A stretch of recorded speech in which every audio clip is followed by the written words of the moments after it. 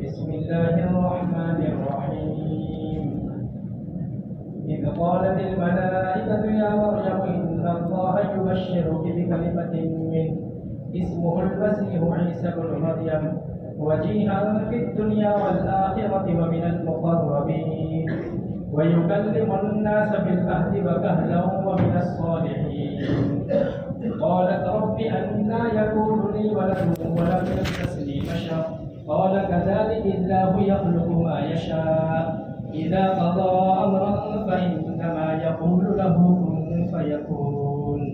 ويعلمه الكتاب والحكمة والتوراة والإنجيل ورسولا إلى بني إسرائيل أني قد جئتكم بآية من ربكم أني يخلق لكم من الطين كهيئة الطير فأنفخ فيه فيكون طيرا بإذن الله وأبرئ الأكمه والأبرص وأحيي الموتى بإذن الله وأنبئكم بما تأكلون وما تدخرون في بيوتكم إن في ذلك لآية لكم إن كنتم مؤمنين.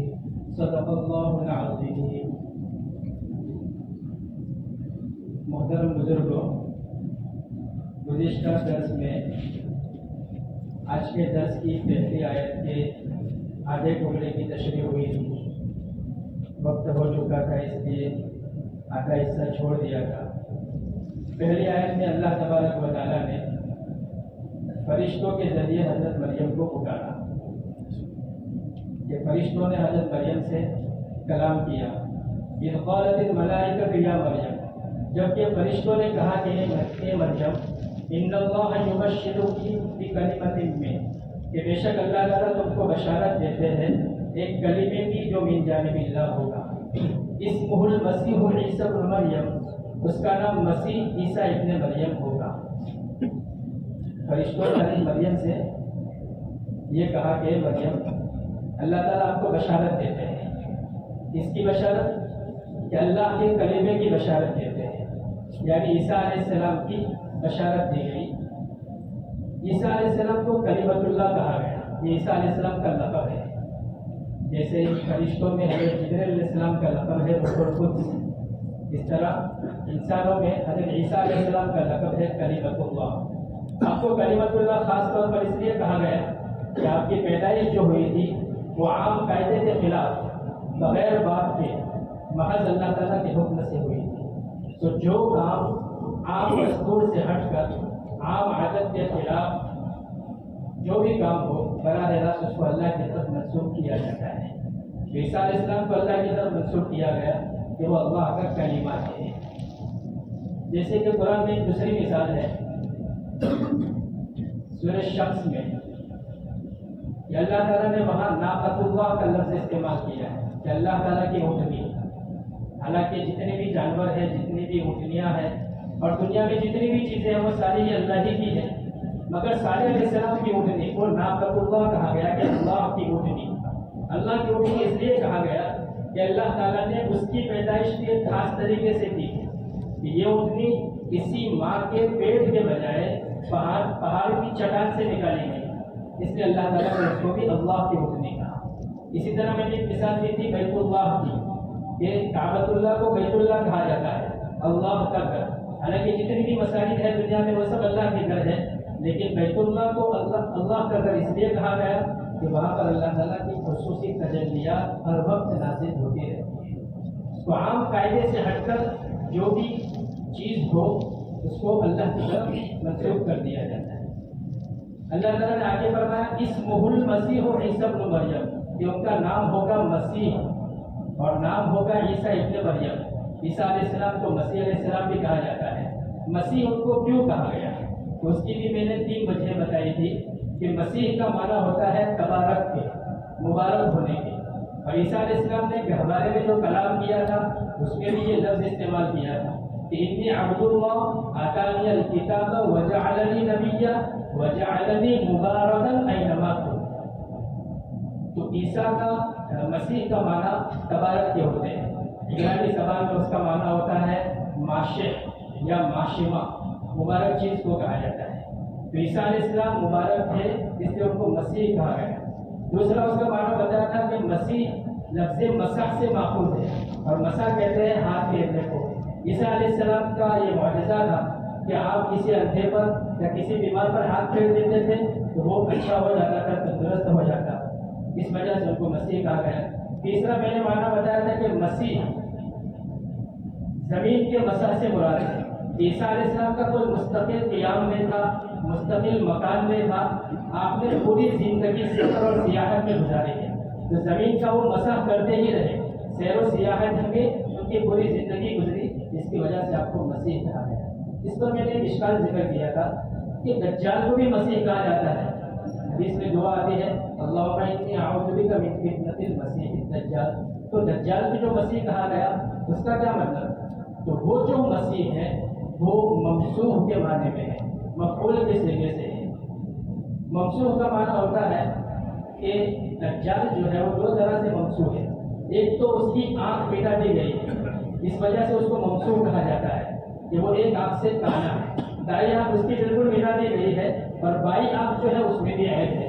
اور دوسرا اس کو ممسوح اس وجہ سے کہا گیا کہ وہ بگڑی ہوئی فطرت والا ہے، بگڑی ہوئی فطرت والے کو بھی ممسوح کہا جاتا ہے۔ تو دونوں مسیح میں فرق ہے۔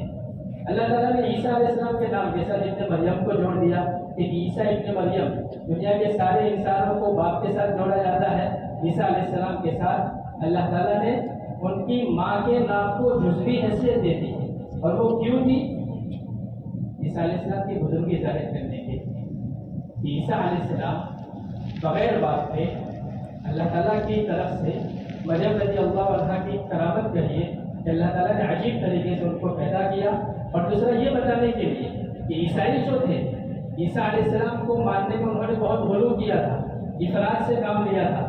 عیسیٰ علیہ السلام کو اللہ کا بیٹا کہتے تھے، یا عیسیٰ علیہ السلام کو تین خداؤں میں سے ایک خدا مانتے تھے، تو اللہ تعالیٰ نے ان کے عقیدے کی تردید کے لیے ذکر کیا کہ عیسیٰ علیہ السلام ماں باپ البشر نہیں تھے، وہ انسان ہی تھے، ایک عورت کے پیٹ سے پیدا ہوئے تھے، تو وہ انسان تھے، کسی دیوی دیوتا کے بیٹے نہیں تھے، اللہ کے بیٹے بھی نہیں تھے، وہ خدا بھی نہیں تھے، وہ انسان تھے تو تم خدا کس طرح کہہ سکتے ہو؟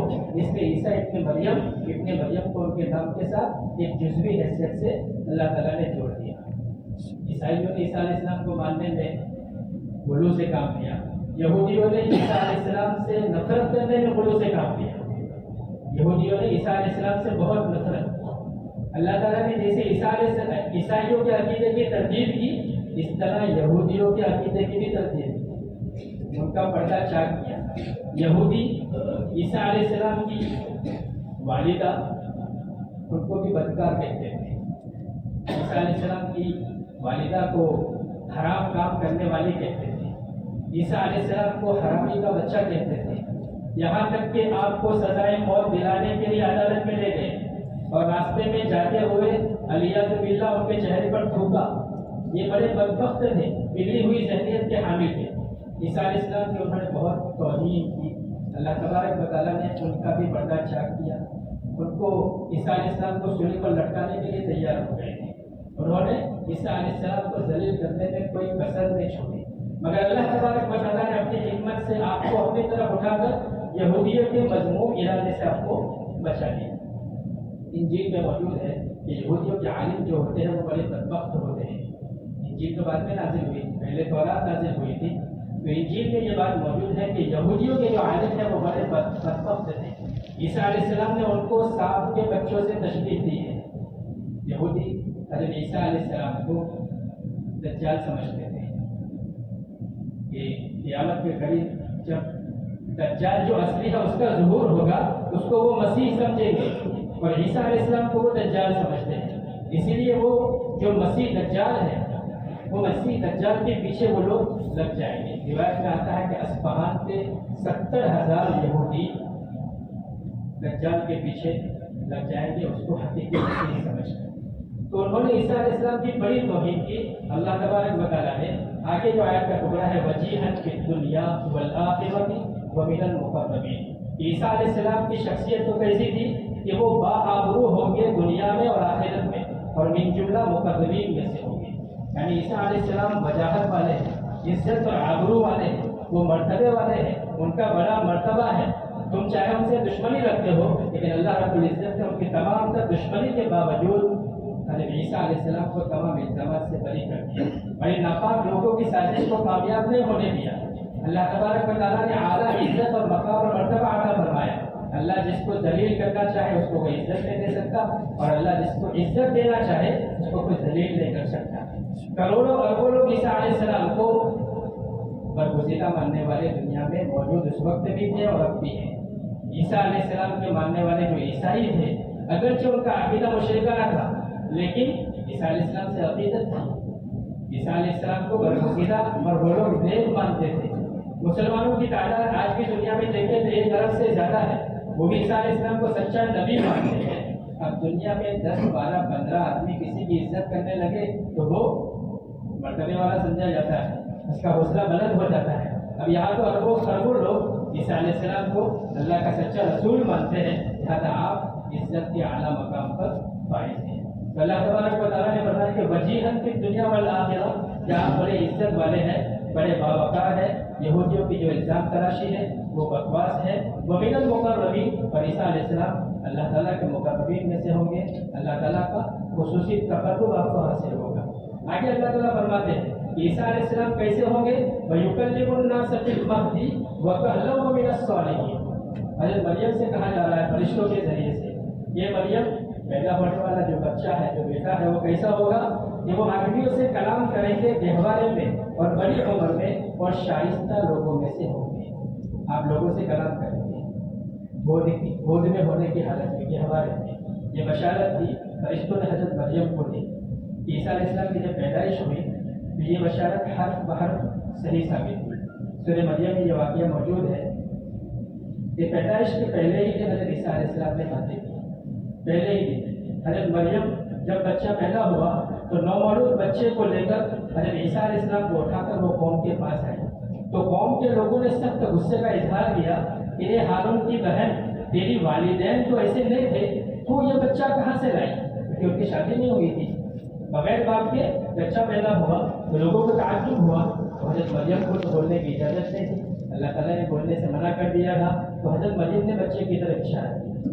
تو لوگوں نے کہا کہ گہوارے میں گود میں ہونے کی حالت میں کوئی بچہ بات کر سکتا ہے, ہم اس سے کیسے پوچھیں؟ تو اس وقت عیسیٰ علیہ السلام نے بول کر کہا کہ انی عبد اللہ آتانی الکتاب وجعلنی نبیا, کہ میں اللہ کا بندہ ہوں, مجھے کتاب عطا کی گئی ہے اور اللہ تعالیٰ نے مجھے نبی بنایا ہے.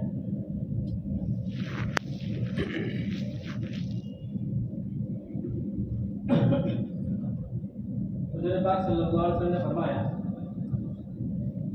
کہ حضرت عیسیٰ علیہ السلام کے علاوہ بعض دوسرے بچوں نے بھی کم سنی میں بات کی ہے, گہوارے میں بات کی ہے.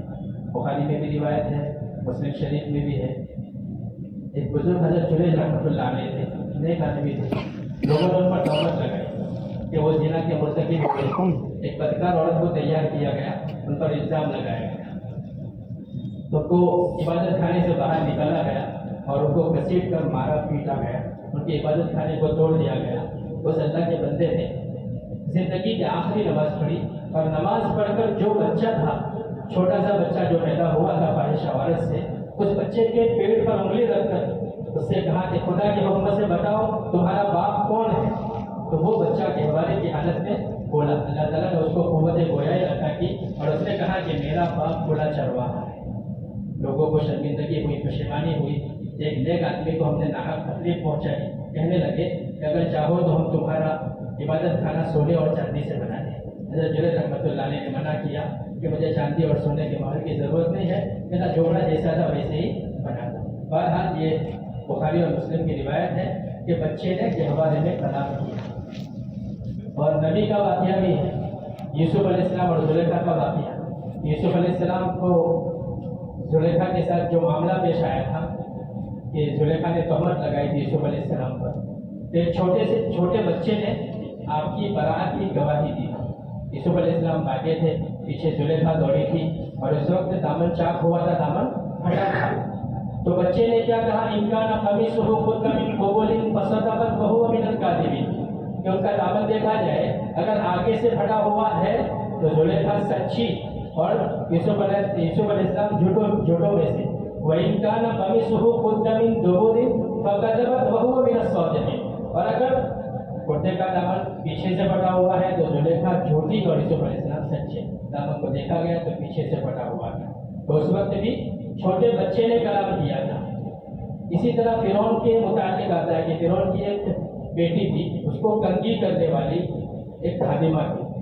یہ واقعہ روایتوں میں بھی ہے اور بہشتی صفر میں بھی حضرت مولانا اشرف علی صاحب تھانوی رحمۃ اللہ علیہ نے ذکر کیا ہے کہ وہ جو کنگھی کرنے والی خادمہ تھی وہ مومنہ تھی. اللہ تعالیٰ کی توحید اور موسیٰ علیہ السلام کی رسالت پر ایمان تھا اس کا.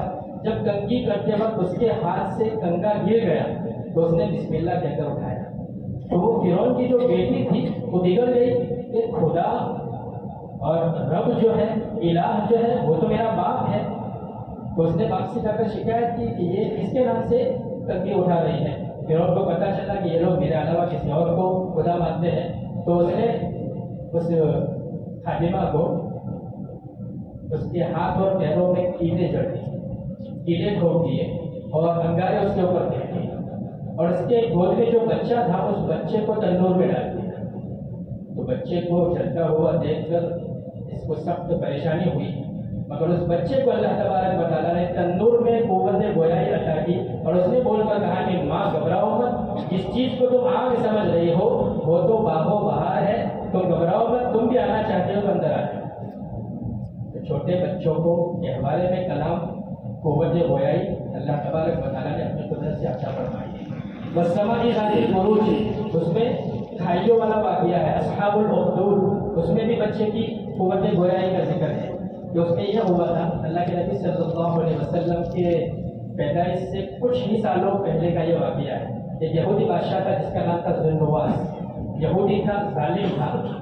تو اس نے اس وقت کے جو عیسائی تھے, عیسیٰ علیہ السلام کو ماننے والے, جو ایمان کی حالت میں تھے, ان پر ظلم کیا اور ان کے لیے اس نے بڑے بڑے گڈھے کھلوائے اور اس کے اندر آگ جلائی اور ہزاروں ایمان والوں کو اس میں ڈال دیا گیا. ایک عورت کو اس میں ڈالنے کے لیے لایا گیا تو اس عورت کو آگ دیکھ کر حیرانی اور تعجب ہوا, آگ کے شعلوں کو دیکھ کر اس کو تردد ہوا. تو اللہ تبارک و تعالیٰ نے اس کے گود میں جو بچہ تھا اس کو قوت گویائی عطا کی اور وہ بچہ کہنے لگا کہ یا امی اصبری انکی علی الحق, کہ ماں صبر کر, دل میں تردد پیدا مت کر, وہ تو حق پر ہے. یعنی آگ میں تجھے ڈالا جائے تو اس میں بالکل گریز مت کرنا, آگ اللہ تبارک و تعالیٰ کی طرف سے حق لوگوں کے لیے یہ ہے. بخاری شریف میں اور دوسری روایت میں ایک دوسرا واقعہ بھی ہے کہ ایک عورت اپنے بچے کو دودھ پلا رہی ہے. دودھ پیتا بچہ ماں کی چھاتی سے لگا ہوا ہے اور وہ بچہ دودھ پی رہا ہے اور ماں دیکھ رہی ہے کہ سامنے سے ایک عورت کو لایا گیا, لوگ اس کو پیٹ رہے ہیں, بدکاری کا اس پر الزام لگا ہے اور وہ عورت مار کھاتے ہوئے زبان سے کہہ رہی ہے حسبی اللہ, میرے لیے تو اللہ کافی ہے.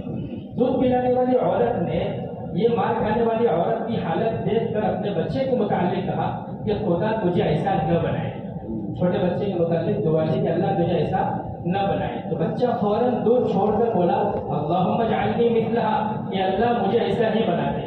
تھوڑی دیر کے بعد ایک دوسرا مغرور شخص گھوڑے پر سوار ہو کر وہاں سے گزرا تو اس کی شان و شوکت کو دیکھ کر ماں نے یہ بچے کے لیے دعا کی کہ اللہ میرے بچے کو ایسا بنا دے.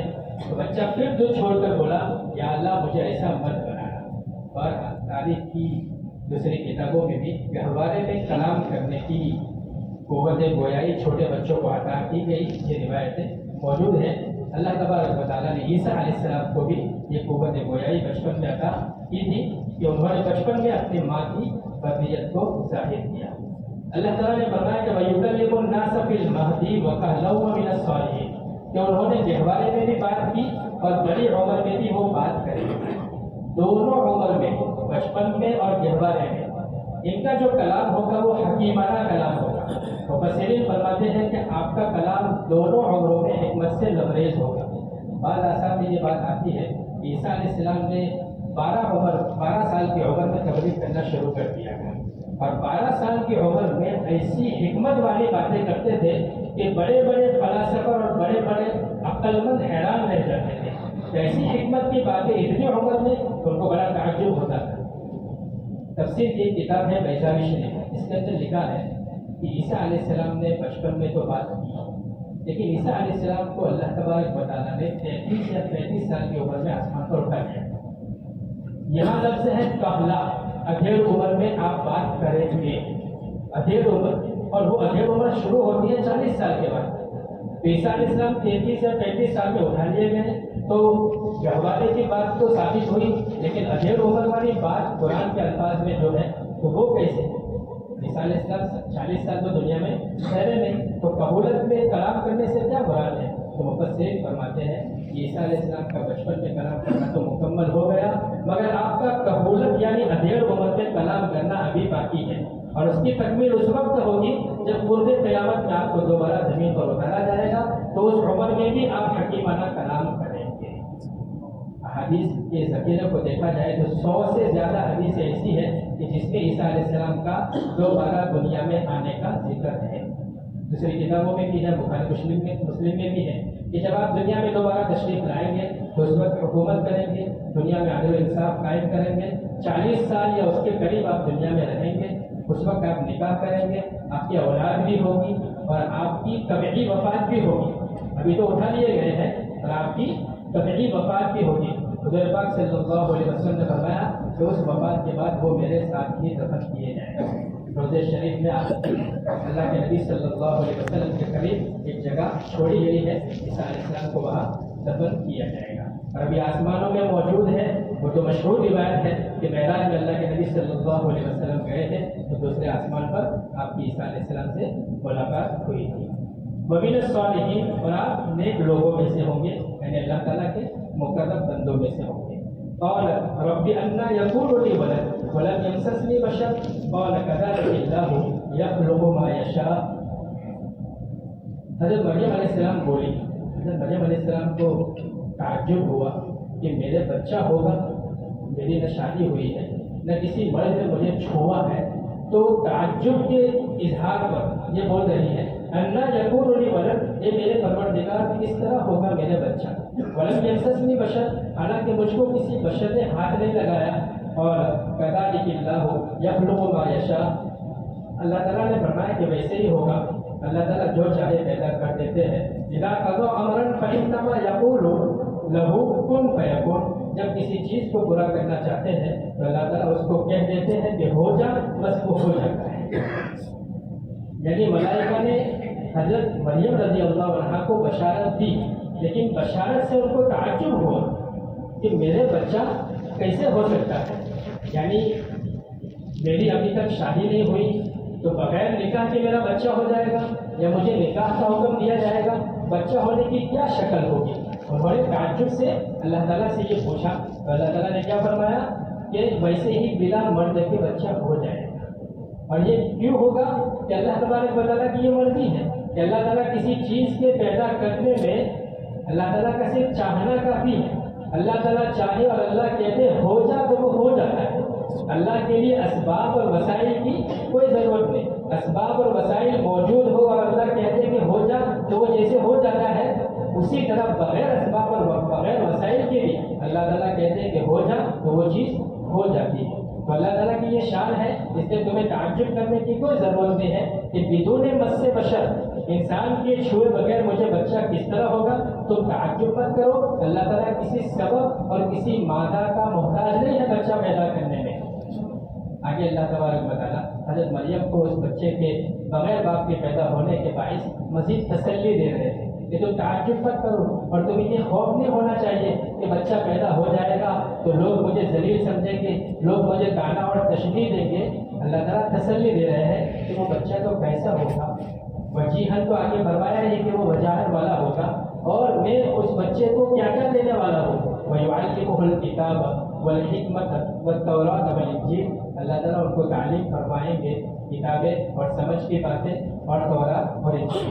وَرَسُولًا إِلَىٰ بَنِي إِسرائیل، اور ان کو بنی اسرائیل کی طرف بھیجیں گے. أَنِّي قَدْ جِئْتُكُم بِآيَةٍ مِّن رَّبِّكُمْ، عیسیٰ علیہ السلام فرمائیں گے لوگوں سے کہ میں تم لوگوں کے پاس کافی دلیل لے کر آیا ہوں. وہ یہ کہ میں تم لوگوں کے لیے أَنِّي أَخْلُقُ لَكُم مِّنَ الطِّينِ كَهَيْئَةِ الطَّيْرِ فَأَنفُخُ فِيهِ فَيَكُونُ طَيْرًا بِإِذْنِ اللَّهِ، کہ میں تم لوگوں کے لیے گارے سے ایسی شکل بناتا ہوں جیسے پرندے کی شکل ہوتی ہے، پھر اس کے اندر پھونک مار دیتا ہوں جس سے وہ پرندہ بن جاتا ہے خدا کے حکم سے. یعنی عیسیٰ علیہ السلام کی صفات اور عیسیٰ علیہ السلام کے معجزات شمار کرائے جا رہے ہیں. یہ مریم اس بچے کی پیدائش سے تو گھبرانا مت، بلکہ یہ تو فضیلت والا بچہ ہوگا. اللہ تعالیٰ بنا کسی معلم کے، بغیر کسی استاد کے ان کو علم عطا کرے گا. وَيُعَلِّمُهُ الْكِتَابَ، کتاب کا علم عطا کرے گا. والحکمہ، اور نبوت کی باتیں اللہ تبارک و تعالیٰ ان کو سکھائے گا. تورات اور انجیل کا خصوصی علم ان کو دیا جائے گا. ورسولا الی بنی اسرائیل، اور یہ بنی اسرائیل کی طرف پیغمبر بنا کر بھیجے جائیں گے. رسولا الی بنی اسرائیل سے ایک بات یہ سمجھ میں آتی ہے کہ اللہ تبارک و تعالیٰ نے عیسیٰ علیہ السلام کو بنی اسرائیل کی طرف نبی بنا کر بھیجا تھا. اور ہمارے نبی کے لیے اللہ تبارک و تعالیٰ نے کیا فرمایا کہ کافۃ للناس جمیعا، ہمارے نبی کسی ایک خاص قوم کے لیے نہیں تھے، بلکہ ہمارے نبی پورے عالم کے لیے عالمی بنا کر آپ بھیجے گئے تھے. اللہ کے نبی صلی اللہ علیہ وسلم کے زمانے سے اللہ تبارک و تعالیٰ نے فرمایا کہ وما ارسلناک الا کافۃ للناس جمیعا، تمام اقوام عالم کے لیے آپ نبی بنا کر بھیجے گئے تھے. سورہ اعراف میں بھی ہے کہ قل یا ایھا الناس انی رسول اللہ الیکم جمیعا. آپ کی نبوت عام تھی، اور ایسی عام کہ صرف انسانوں تک محدود نہیں تھی، بلکہ جنوں کے لیے بھی آپ کی نبوت تھی. تو ہمارے نبی عالمی نبی تھے، اور عیسیٰ علیہ السلام کو اسرائیل کی طرف بھیجا گیا. عیسیٰ علیہ السلام کے جو معجزات یہاں ذکر کیے گئے ہیں، وہ معجزے اس زمانے کے اعتبار سے جیسی ضرورت تھی ویسے معجزے دیے گئے. کہ اس وقت طب یعنی حکمت کی لائن کے، حکیمی لائن کے اور دوائی کی لائن کے اطباء بہت مشہور تھے، حکیم بہت مشہور تھے. اور معجزہ کہتے ہیں کس کو؟ عاجز کرنے والی چیز کو، کہ جس کو عام انسان نہ کر سکے، عام انسان نہ کر سکے. عاجز کرنے والی چیز وہ صرف اللہ ہی کی جانب سے کسی کو عطا کی جائے وہی کر سکے. تو اطباء لوگوں کا دور تھا، تو ان کو معجزے بھی ایسے دیے گئے. پہلا معجزہ یہ تھا کہ انی اخلق لکم من الطین. عیسیٰ علیہ السلام فرماتے کہ میں تمہارے لیے اور تمہارے اطمینان کے لیے گارے سے پرندہ جیسی ایک شکل و صورت بناؤں گا، مٹی کے گارے سے. بس اس مصنوعی شکل و صورت کے اندر میں پھونک مار دیتا ہوں، جس سے وہ سچ مچ کا جاندار پرندہ بن جاتا ہے اور وہ اڑنے لگتا ہے. ساتھ میں فرمایا بِإِذْنِ اللَّهِ، اللہ کے حکم سے. یہ پہلا معجزہ تھا. اور ساتھ میں کیا فرمایا کہ میں نبوت کی دلیل ہے یہ کہ یہ معجزہ ہے، اور میں ایک بے جان شکل بنا کر اس میں پھونک مار دوں تو وہ زندہ ہو جاتا ہے، اڑنے لگتا ہے. لیکن تم لوگ یہ دیکھنا کہ یہ سمجھ کر مجھے خدا کا بیٹا نہ کہنے لگنا، یہ جو کچھ ہو رہا ہے بِإِذْنِ اللَّهِ، اللہ کے حکم سے ہو رہا ہے. یہاں ایک بات یہ بھی بتا دوں کہ پرندے کی شکل بنانا، تصویر بنانا، یہ عیسیٰ علیہ السلام کی شریعت میں جائز تھا. ہماری شریعت میں اس کا جواز منسوخ ہو گیا. اللہ کے نبی صلی اللہ علیہ وسلم نے صاف صراحتاً جاندار کی تصویر بنانا اور مورتیاں بنانے سے منع فرمایا ہے. دوسرا معجزہ تھا وَأُبْرِئُ الْأَكْمَحَ وَالْأَبْرَصَ. دوسرا اور تیسرا دونوں کا ذکر کیا ہے کہ میں اچھا کر دیتا ہوں مادر ذات اندھے کو اور برس کے بیمار کو. یعنی حضرت عیسیٰ علیہ السلام اپنا معجزہ بیان کر رہے ہیں کہ میں مادر ذات اندھے کو اگر ہاتھ پھیر دوں تو وہ دیکھنے والا ہو جاتا ہے، یا میں اس کو دم کر دوں تو وہ دیکھنے والا ہو جاتا ہے. کوئی طب، کوئی حکیم، کوئی طبیب، ڈاکٹر اس کام کو کر نہیں سکتا. یہ اللہ کی طرف سے معجزہ ہے، اس معجزے کے تحت میں یہ بات کر سکتا ہوں. تیسرا، کوڑ کا جو بیمار ہو اس مریض کو میں ٹھیک کر سکتا ہوں. یہ بھی عجیب بیماری ہے. کوڑ کی بیماری کس کو کہتے ہیں؟ یہ جو ہم سفید داغ کی جو بیماری کہتے ہیں وہ بیماری الگ ہے. یہ جزام کی بیماری کو کوڑ کا مرض کہتے ہیں. اور کوڑ کے مرض میں کیا ہوتا ہے؟ انسان کے اعضاء گلنے لگتے ہیں، ہاتھ، پاؤں، ناک، کان، جو بھی، اس کے اعضاء کے اندر پیپ پیدا ہو جاتا ہے اور انسان کا گوشت ٹوٹ ٹوٹ کر گرنے لگتا ہے، جس میں سے بدبو آتی ہے. اور یہ مہلک بیماری ہوتی ہے، لا علاج بیماری تھی، کوئی طبیب اس کو ٹھیک نہیں کر سکتا تھا. عیسیٰ علیہ السلام نے کہا کہ یہ میری نبوت کی دلیل ہے کہ اللہ تعالیٰ نے مجھے یہ معجزہ عطا فرمایا ہے کہ لا علاج بیماری کو بھی میں شفا میں بدل سکتا ہوں. تو یہ نبوت کی دلیل کے طور پر اللہ تبارک و تعالیٰ نے یہ معجزے عطا فرمائے تھے. چوتھا معجزہ وَأُحْيِي الْمَوْتَى بِإِذْنِ اللَّهِ، کہ میں مردوں کو خدا کے حکم سے زندہ کروں گا. مردوں کو زندہ کرنا کون کر سکتا ہے؟ کوئی انسان اپنی مرضی سے نہیں کر سکتا. اللہ تبارک و تعالیٰ نے جس کو یہ تصرف کی قدرت دی ہو وہی کر سکتا ہے. اسی کو معجزہ کہتے ہیں کہ اللہ کی طرف سے ان کو یہ معجزہ عطا کیا گیا. مفسرین فرماتے ہیں کہ ایسے 4 مردوں کو انہوں نے زندہ کیا تھا. وقت تو ویسے ہو چکا ہے لیکن آج بڑی رات بھی ہے, ویسے بھی عبادت کے لیے وقت فارغ کرنا ہم چاہتے ہی ہیں. اور آج کی مجلس یہ رمضان سے پہلے کی آخری مجلس ہے. آئندہ یا رمضان کے بعد انشاءاللہ مجلس ہوگی تو بات کو ہم پوری ہی کر لیتے ہیں. 4 مردوں کو زندہ کیا تھا عیسیٰ علیہ السلام نے. پہلا واقعہ کہ آپ کا ایک دوست تھا جس کا نام عازر تھا.